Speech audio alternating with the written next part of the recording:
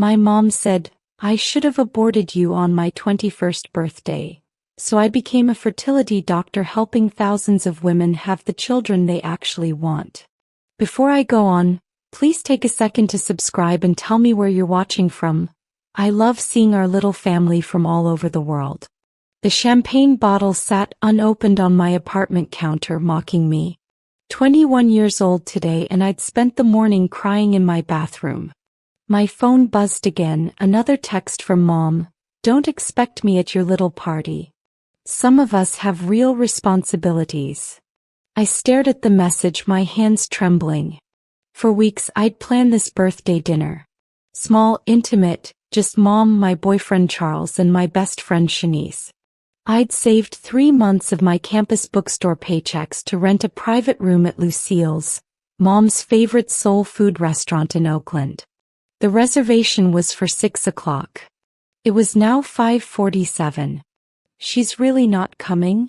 Shanice asked, adjusting her gold hoops in my bathroom mirror. She'd driven 2 hours from Fresno State just to be here. Apparently not. I wiped my eyes, smudging my carefully applied mascara.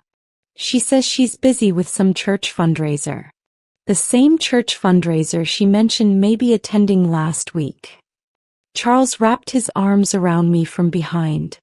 Baby, we can still have a good time. Just the 3 of us.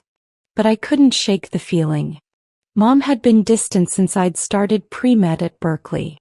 Every achievement I shared was met with criticism. Dean's List? Don't get cocky. Research assistant position? Who's paying for your inflated ego? But this, missing my 21st birthday, felt different. It felt deliberate. My phone rang. Mom's face appeared on the screen and stupidly my heart leaped with hope. Maybe she'd changed her mind. I answered. Mom. Kendra, I need you to understand something. Her voice was cold, calculated. Nothing like the warm mother I remembered from childhood. The one who used to braid my hair and sing Destiny's Child while we cooked Sunday dinner together. I'm listening, Mom. I put her on speaker and Shanice's eyes widened. Charles squeezed my hand. I've been thinking about this for years and you deserve to know the truth. Mom's voice carried that self-righteous tone she used when she thought she was doing me a favor. I should have aborted you when I had the chance. The room tilted. Shanice gasped. Charles's grip on my hand tightened painfully. What? I whispered. You heard me. Your father left when I was 4 months pregnant. I was 23 working 2 jobs and I had an appointment at the clinic. But my sister, your Aunt Carol, talked me out of it. Said God had a plan. Well, God's plan has been 21 years of sacrifice I never wanted to make. Mom, why are you? Every opportunity one missed, every dream I gave up, every man who didn't want to deal with a single mother. That's on you, Kendra. You want to know why I'm not at your party? Because I'm tired of pretending. Tired of celebrating the biggest mistake of my life. The line went dead. I stood frozen, phone still in my hand, champagne still unopened. Charles tried to pull me close, but I pushed him away. Shanice was crying, saying something about Mom being toxic, about how I didn't deserve this. But all I could hear were those words, looping endlessly. Asterisk, I should have aborted you. Biggest mistake of my life. Asterisk. I need to go, I said numbly. Go where? Charles asked. To see her. To make her explain. Kendra, no, Shanice started, but I was already grabbing my keys. I drove to Mom's house in Hayward on autopilot, barely registering the stop signs. Mom's Honda was in the driveway. The porch light was on. I could see her through the window laughing on the phone with someone. Actually laughing not even an hour after destroying me. I pounded on the door until she answered. What are you doing here? She didn't even look surprised. Just annoyed. What am I doing here? You just told me you wish I was never born. My voice cracked. Neighbors' curtains twitched. On my birthday, Mom. My 21st birthday. He sighed like I was being dramatic. I was being honest. You're always saying honesty is important, right? That's what they teach you at your fancy university. Honesty? That was cruelty. It's my truth, Kendra. I'm allowed to have feelings about how my life turned out. She crossed her arms, blocking the doorway. You walk around with your scholarship and your perfect GPA, acting like you did it all yourself. But who paid for your SAT prep? Who drove you to all those college tours? You're my mother. That's what mothers do. Not the mother I wanted to be. I wanted to be the woman traveling, building a career, living my life. Instead, I got you. She said it so matter-of-factly, like discussing the weather. So yes, I regret it. And I'm done pretending I don't. Something inside me shattered completely. Not broke, shattered. Into pieces so small they could never be put back together. Then we're done, I heard myself say. If I'm such a burden, such a mistake, then you're free. Don't call me. Don't text me. Don't exist in my life anymore. Fine by me. She closed the door in my face. Through the window, I watched her return to her phone call, smiling again. I didn't go back to my apartment that night. I drove to Ocean Beach and sat in my car until sunrise, watching the waves crash against the shore. Charles called 17 times. Shanice called 23. I ignored them all. When I finally returned, they were both asleep on my couch. Empty takeout containers littered my coffee table. Shanice had clearly been crying. Her bonnet was askew and mascara stained her cheeks. Ken. He jumped up when I walked in. Oh my God, we were about to call the police. I'm fine. I wasn't fine. I felt hollow, like someone had scooped out my insides and left only skin. No, you're not. Charles stood, his expression torn between relief and anger. You can't just disappear like that. We were terrified.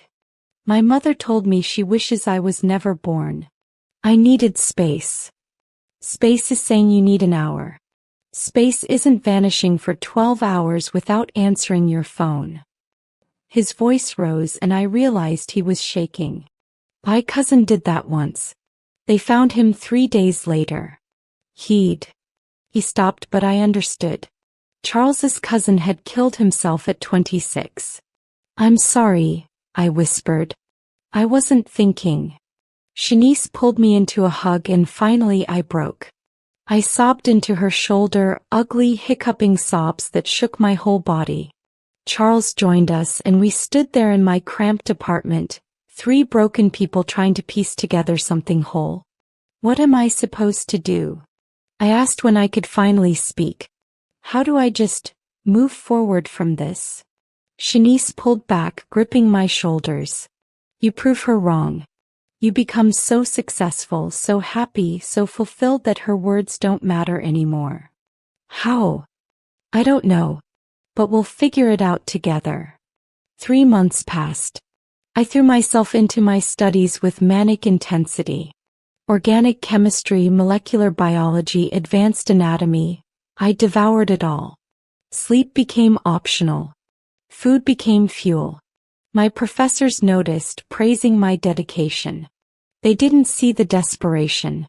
Dr. Patricia Williams, my biology professor, asked me to stay after class one Tuesday in late September. She was a petite black woman in her 50s with silver locks and kind eyes that missed nothing. Kendra, I want to talk to you about your research proposal on reproductive endocrinology. Did I make an error in my methodology? I'd spent 6 weeks on that proposal, barely sleeping. No, it's brilliant. But that's not why I asked you here. She closed her office door.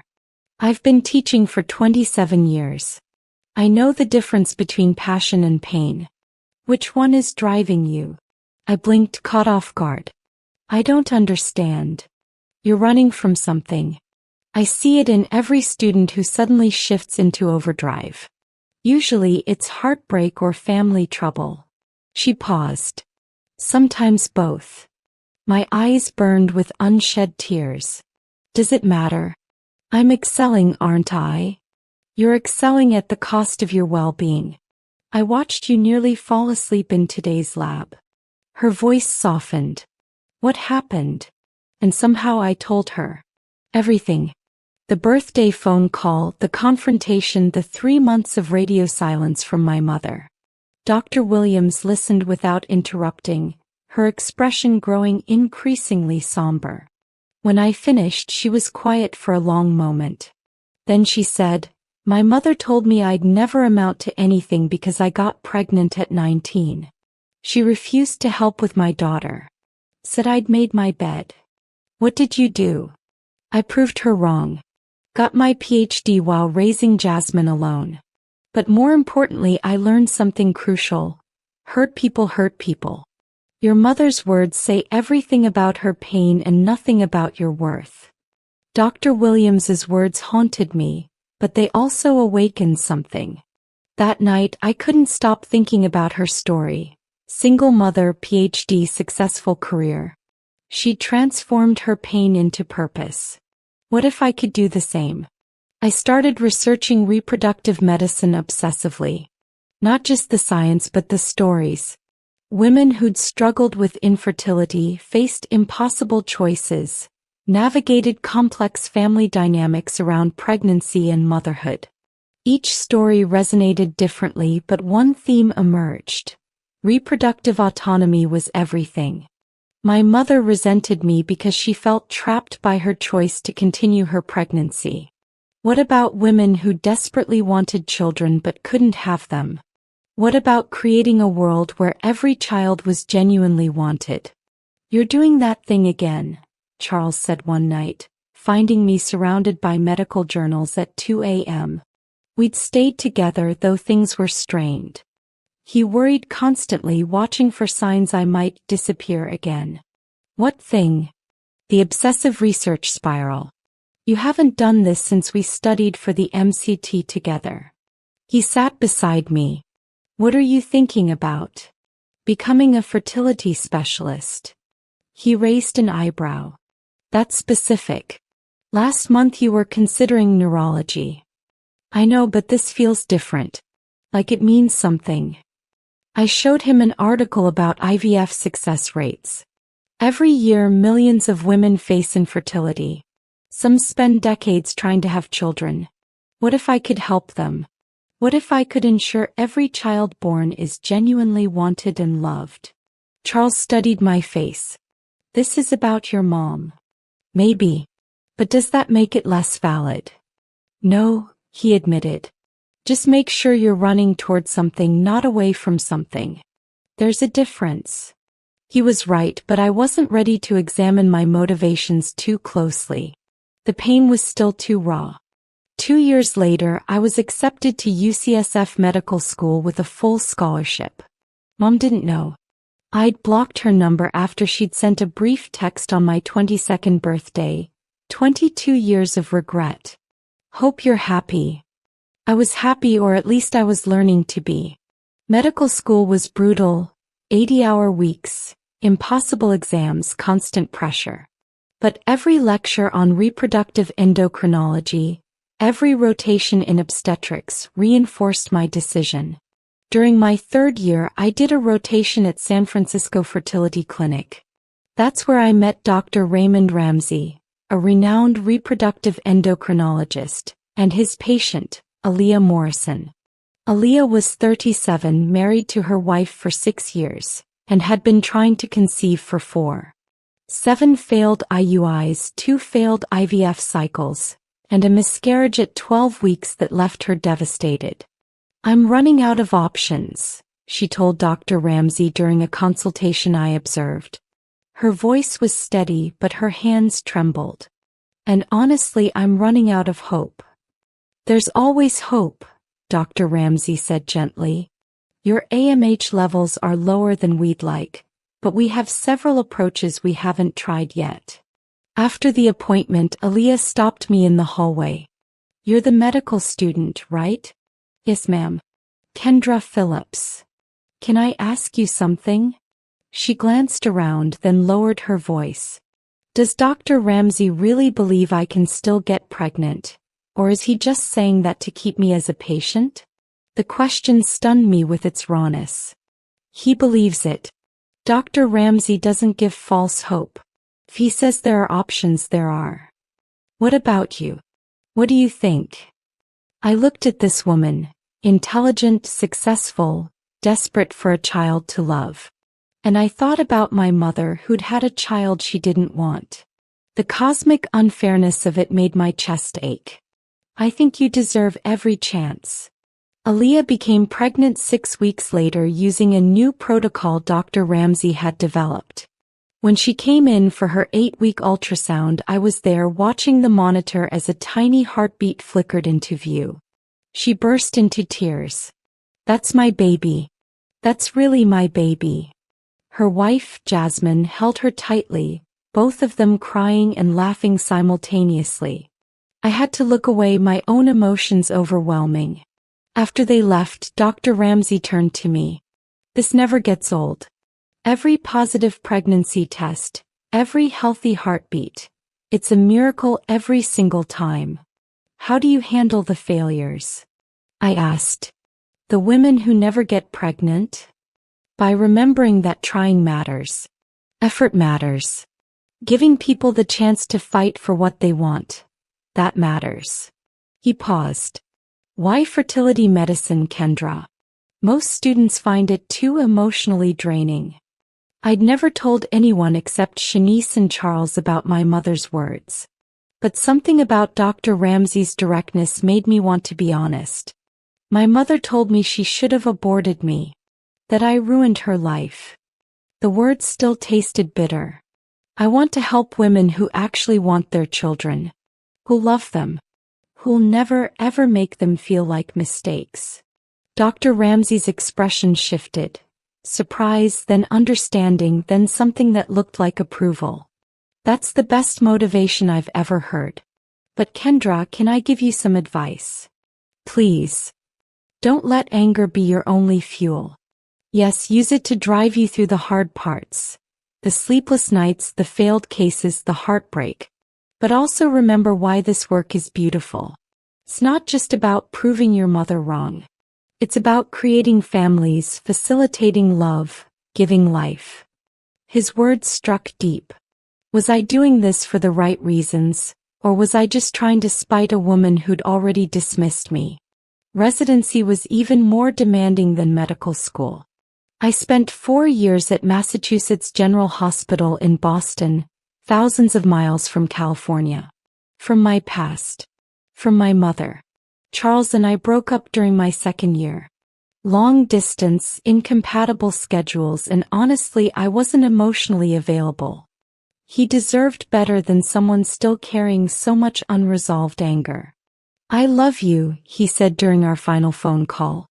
But you're not here, Ken. Even when you're physically present, you're somewhere else. Somewhere I can't reach. He was right. I'd built walls so high even people who loved me couldn't scale them. Shanice visited twice a year, bringing California sunshine and brutal honesty. You need therapy, she said during one visit, watching me work through dinner. Babe, you haven't processed anything. You just buried it and kept moving. I don't have time for therapy. You don't have time to be miserable forever either. She grabbed my phone, pulling up a therapist directory. Pick one. Anyone. Just start talking to someone besides your patients. I started seeing Dr. Lydia Freeman, a no-nonsense Black woman who specialized in family trauma. Our first session, she asked one question. What would you say to your mother if you could? I couldn't answer. For 3 years, I'd avoided thinking about Mom directly. She'd become abstract. A motivation, a villain in my origin story, but not a real person. Then, on a random Tuesday in March during my 4th year of residency, I received an Instagram message from an account I didn't recognize. Kendra, it's your cousin Brittany. I don't know if you remember me, but I'm Carol's daughter. I need to tell you something about your mom.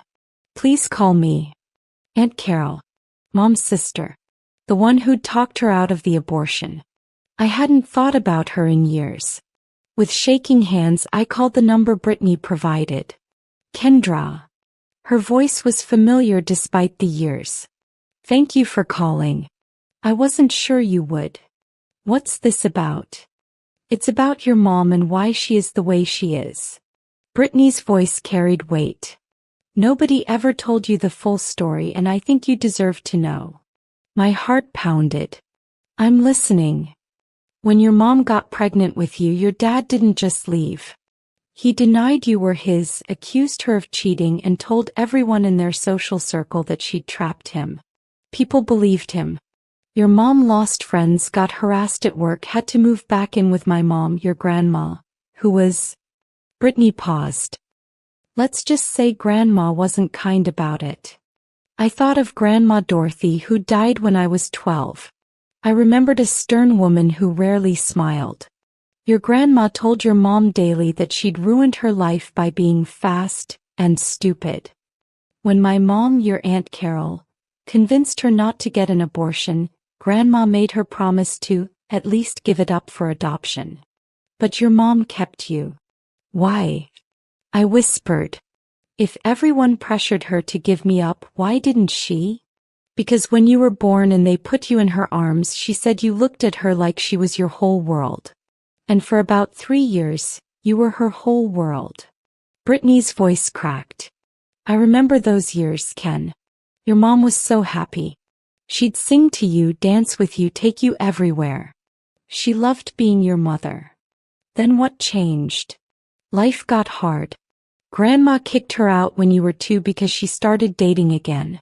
Your mom worked 3 jobs to afford an apartment, could barely afford daycare. Then she met this guy, Trevor, who seemed perfect. But he didn't want kids. Said he'd marry her if she gave you to Carol to raise. I felt sick. What did she do? She chose you. Told Trevor to leave. But I think that broke something in her. After Trevor, there were others, Brittany continued. Men who didn't want to date a single mother. Job promotions she couldn't take because of childcare conflicts. Friends who drifted away because she couldn't go out anymore. And every single time something didn't work out, Grandma would say, I told you so. That baby ruined everything. I was crying now, silent tears streaming down my face. So she started believing it. Yeah. And the older you got, the more you excelled, the more she resented you. It's twisted, but I think your success reminded her of all her failures. Like here you were, thriving while she felt stuck. That doesn't excuse what she said to me. No, it doesn't. What she said was cruel and unforgivable. I just wanted you to understand where it came from. Hurt people hurt people. Brittany sighed. Also, you should know she's sick. My breath caught. Sick how? Breast cancer. Stage 3. She's been doing chemo for 4 months. Brittany hesitated. She doesn't know I'm calling you. She specifically said not to tell you. But I thought you had a right to know. After we hung up, I sat in my apartment staring at nothing. Dr. Freeman's voice echoed in my mind. What would you say to your mother if you could? Now I had the chance. But what did I want to say? I called Shanice. My mom has cancer. Oh, Ken. No questions, no judgment. Just presence. What are you going to do? I don't know. Part of me wants to go to her, make peace. Another part wants her to face this alone like she made me face everything alone. Both feelings are valid. What would you do? Shanice was quiet for a long moment. I'd ask myself, 20 years from now when she's gone, which choice will I regret? That night I booked a flight to Oakland.